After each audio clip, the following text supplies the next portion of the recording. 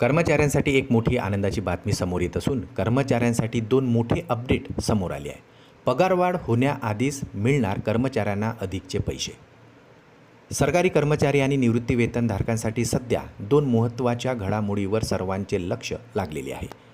पहिली म्हणजे 8व्या वेतन आयोगाच्या कामाची प्रगती, तर दुसरी म्हणजे महागाई भत्त्यात होणाऱ्या पुढील वाढीची ही घोषणा. चला पाहूया याविषयी सविस्तर अपडेट. त्यापूर्वी आपणास विनंती आहे, चॅनलला अजूनही सबस्क्राईब केलेलं नसेल तर चॅनलला सबस्क्राईब करा.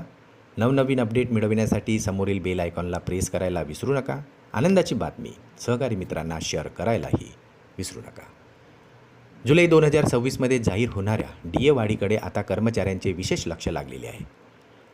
मिळालेल्या माहितीनुसार आत्तापर्यंत समोर आलेली 5 सर्वात मोठी आणि महत्त्वाचे अपडेट्स म्हणजे ज्याचा थेट परिणाम आता कर्मचाऱ्यांच्या पगार आणि पेन्शनधारकांच्या पेन्शनवर होणार आहे. 8व्या वेतन आयोगाच्या शिफारशी अद्याप लागू झालेल्या नसल्यामुळे सध्या कर्मचाऱ्यांना अलीकडील महागाईचे आकडे पाहता जुलै 2026मध्ये DAमध्ये वाढ होण्याची शक्यता आता निर्माण झालेली आहे.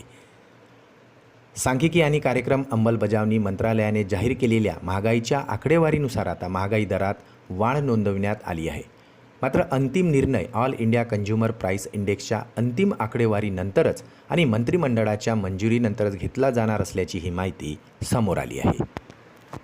सध्याच्या महागाईचा कल आणि तज्ज्ञांच्या अंदाजानुसार यावेळी DAमध्ये आणखी 2 ते 3 टक्क्यांची वाढ होऊ शकते. जर ही वाढ झालीच तर कर्मचाऱ्यांचा एकूण महागाई भत्ता 60 ते 61% पर्यंत पोहोचू शकतो.